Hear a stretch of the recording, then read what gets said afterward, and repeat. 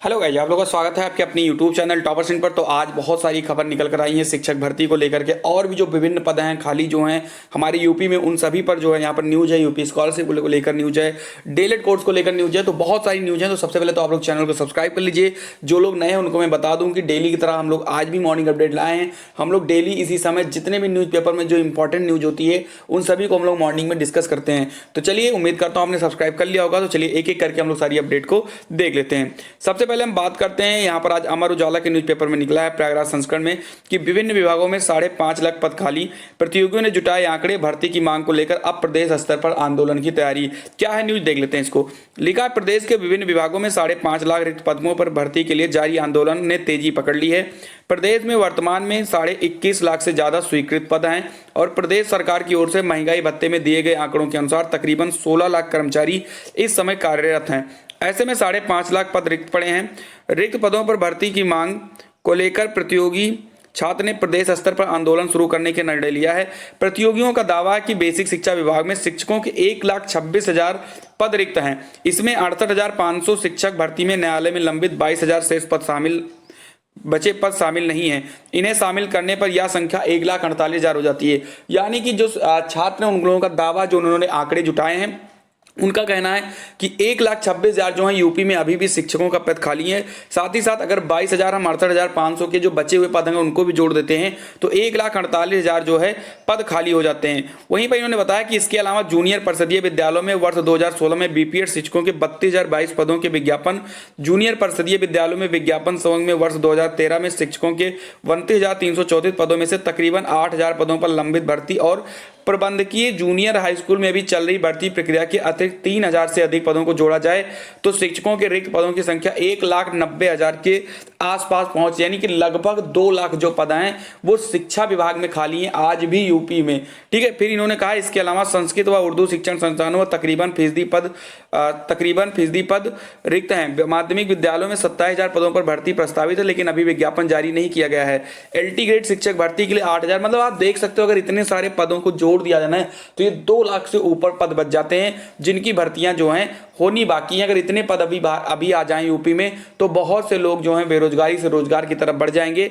और आप देख सकते हो फिर यहां पर लिखा है कि छात्रों का दावा है कि शिक्षकों के 1,90,000 समूह के लाख पद रिक्त हैं। साथ ही यहां पर आप ऊपर देख सकते हो लिखा है शिक्षकों के 17,000 पदों पर होनी है भर्ती। रोजगार के मुद्दे पर युवा मंच के बैनर तले 1 माह से जारी आंदोलन का नेतृत्व कर रहे अनिल सिंह का दावा कि महाविद्यालयों एवं विश्वविद्यालयों में शिक्षकों के 17,000 पदों पर भर्ती प्रस्तावित है, लेकिन अभी विज्ञापन जारी नहीं किया गया है। पुलिस कांस्टेबल की 2 वर्ष पहले से 52,000 पदों पर भर्ती प्रस्तावित है। पुलिस विभाग के वर्तमान में सभी प्रकार के 1 लाख से अधिक पद रिक्त हैं, जिसमें दरोगा भर्ती के 9,000 से ज्यादा पदों पर चयन प्रक्रिया चल रही है। तो यहाँ पर पुलिस के बारे में भी बताया गया कि इसमें 52,000 और 50,000 के ऊपर से पद जो है वो खाली है।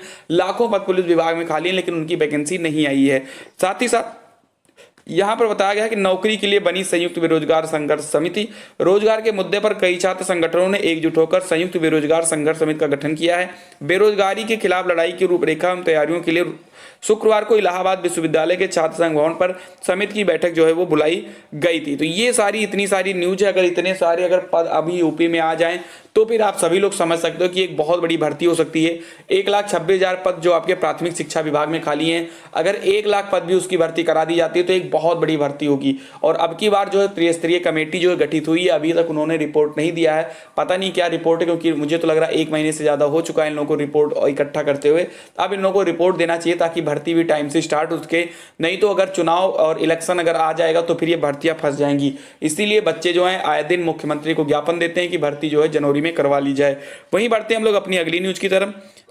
चलेगा, तो वीडियो स्टार्ट करने से पहले मैं आपको बता दूं कि सीटेट का नोटिफिकेशन आ चुका है और ऐसे में आप चाहिए हम लोगों को दमदार तैयारी, तो आप सभी लोग चक्षु प्रकाशन की सीटेट की संपूर्ण गाइड बुक आप ले सकते हो, जो कक्षा 1 से 5 के लिए, पेपर फर्स्ट के लिए, जिसमें आपको बाल विकास, शिक्षा शास्त्र, हिंदी भाषा, इंग्लिश लैंग्वेज, गणित और ईवीएस का आपको 3,000 से ज्यादा अध्यायवार महत्वपूर्ण प्रश्न मिल जाएगा, जो कि पूरा पाठ्यक्रमानुसार थ्योरी के साथ है। और एनसीईआरटी पुस्तकों पर आधारित ये आपको पूरा जो नवीन सिलेबस आया है उस पर ये आपको मिल जाएगा। साथ ही साथ आप देख देख सकते हो इस बुक में सब कुछ जो है सिलेबस के अकॉर्डिंग आपको बताया गया, क्या क्या सिलेबस है यहाँ पर आपको वो भी देखने को मिल जाता है। तो चक्षु प्रकाशन की ये बुक आप जो है ले सकते हैं, आपको ये जो है मार्केट में भी मिल जाएगा, डिस्क्रिप्शन बॉक्स में लिंक है वहां भी मिल जाएगा, या फिर आपको नीचे मैंने कॉन्टेक्ट नंबर दे दिया है, वहां पे भी आप फोन पर भी ऑर्डर कर सकते हो। चक्षु प्रकाशन की ये आपकी 7 बुक्स और आती हैं, तो अगर आप चाहते हो कि आपको ये 7 बुक चाहिए सब्जेक्ट वाइज, तो इसकी भी लिंक डिस्क्रिप्शन बॉक्स में जाकर आप इन बुक्स को भी आप ले सकते हो।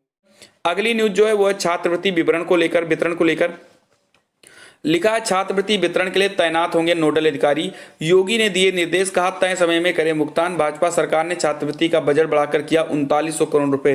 तो बजट भी इस बार बढ़ा दिया गया है छात्रवृत्ति के लिए, क्योंकि पिछली बार बहुत से बच्चों को छात्रवृत्ति नहीं मिली थी। लिखा मुख्यमंत्री योगी आदित्यनाथ ने छात्रवृत्ति के वितरण के लिए जिला व शासन स्तर पर नोडल अधिकारी तैनात करने के निर्देश दिए हैं। उन्होंने कहा कि छात्रों को अपने संस्थानों में विपरीत स्थिति का सामना न करना पड़े, इसलिए निर्धारित समय में उन्हें छात्रवृत्ति का भुगतान किया जाए।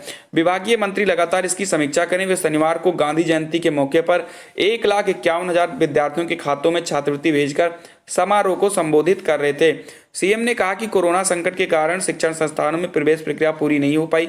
निश्चित तिथि तक पंजीकृत 1,51,000 से ज्यादा छात्रों के खाते में राशि भेजी जा रही है। अधिकारी यानी कि कल जो है 2 अक्टूबर, जैसा कि मैंने पहले भी वीडियो में बताया था कि 2 अक्टूबर को जो है स्कॉलरशिप भेजी जाएगी छात्रों के खाते में, और कल 1,51,000 छात्रों के जो है खाते में जो है स्कॉलरशिप भेजी गई है। मेरे पास भी कई सारे छात्र मैसेज किए थे कि मुझे भी स्कॉलरशिप मिल चुकी है, कि खातों में राशि भेजी गई है। और अब की बार जो है इस योजना में 1800 करोड़ रुपए का भुगतान हुआ था। हमारी सरकार ने यह राशि बढ़ाकर 3900 करोड़ रुपए कर दी हैं। और आज़ादी पर भी इन्होंने बात की, तो वो सारी चीज़ें तो इतनी ज़्यादा इंपॉर्टेंट है नहीं, आप पढ़ सकते हैं उसको। लिखा, छात्रवृत्ति के लिए 12,000 से अधिक को करना होगा इंतजार। शिक्षण संस्थानों की देखो अलग भी न्यूज निकली, आज कई सारी जगहों पर स्कॉलरशिप को लेकर के न्यूज निकल के आई है, तो जो न्यूज आई है हम सारी न्यूज देखते हैं। लिखा है, शिक्षण संस्थानों की सुस्ती, हजारों छात्र छात्राओं की शिक्षा पर भारी पड़ती दिख रही है। पात्र होने के बावजूद 12,000 से अधिक विद्यार्थियों के खातों में शनिवार को छात्रवृत्ति नहीं पहुंच पाई।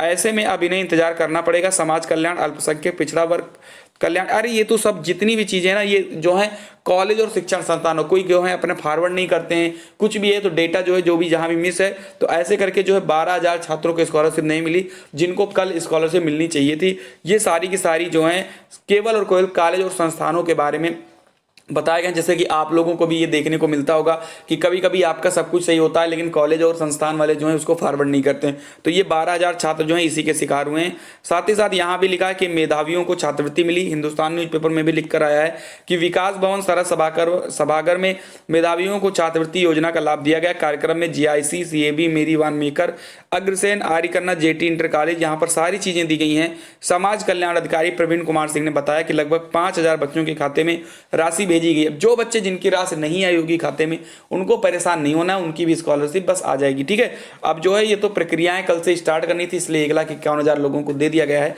अभी तो इसके फॉर्म ही भरे जा रहे हैं, अभी तो बहुत से चरणों में इसकी स्कॉलरशिप मिलेगी, मार्च तक इसकी स्कॉलरशिप मिलेगी सभी को। वहीं पर बात करते हैं डीएलएड को न्यूज को लेकर के, जैसा कि कल भी न्यूज़पेपर में निकल के आया था, आज भी न्यूज़पेपर में निकल कर आया है कि डीएलएड में जितनी सीटें भरी उससे कहीं ज्यादा रह गई खाली। डिप्लोमा इन एलिमेंट्री एजुकेशन में इस बार भी छात्रों ने कोई रुचि नहीं दिखाई। हालांकि पिछले साल सत्र शून्य घोषित कर दिया गया था। एक साल बाद दाखिले के लिए काउंसलिंग हुई तो जितनी सीटें भरी उससे कहीं ज्यादा खाली रह गई।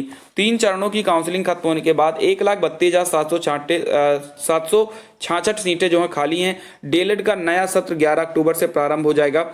डीएलएड में दाखिले के लिए ऑनलाइन काउंसलिंग 22 अक्टूबर से प्रारंभ हुई थी, लेकिन छात्रों ने इसके 22 सितंबर होना चाहिए, ठीक, रुचि नहीं दिखाई। काफी संख्या में सीटें रिक्त हैं, यहां तक कि डाइट की भी कुछ सीटें रिक्त रह गई हैं।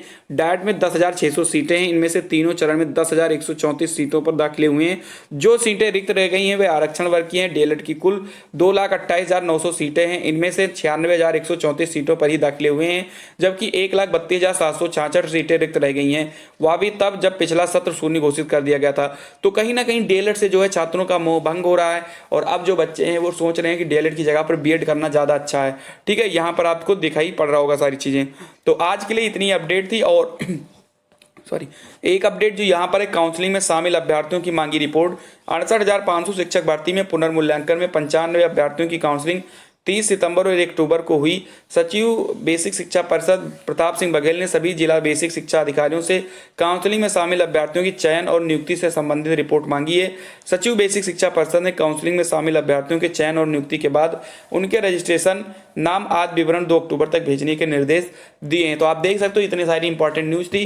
तो अगर आपको न्यूज़ अच्छी लगी हो तो वीडियो को लाइक करिए, शेयर करिए और चैनल पर नए हो तो सब्सक्राइब जरूर करें। मिलते हैं अगली वीडियो में। जय हिंद, जय भारत।